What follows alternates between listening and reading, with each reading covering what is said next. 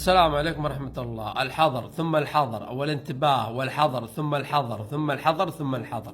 هناك حسابات وهمية داخلين بمعرفات سعودية ويحطون أنفسهم أنهم نساء حريم وهم ذكور، وهي معرفات يمنية يعني من جوة اليمن، داخلين بحسابات وهمية سعودية وبرقم سعودي، وهم في الحقيقة هم أشخاص يمنيين ذكور وليس نساء.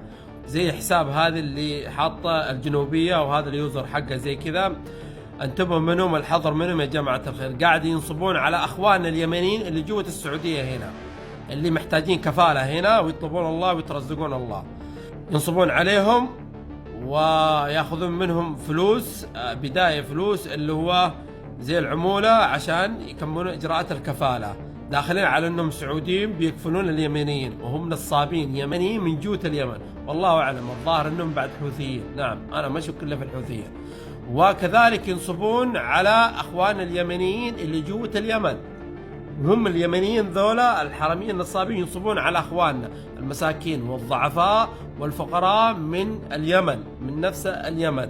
وهو يلا الواحد ما عنده حق الأكل ولا حق العشاء يتعشى فيها ولا حق شيء يشتري فيه، وباقي يضحكون عليهم وينصبون عليه عشان برضو كفالة وعشان يجي هنا على السعودية يشتغل ويطلب الله.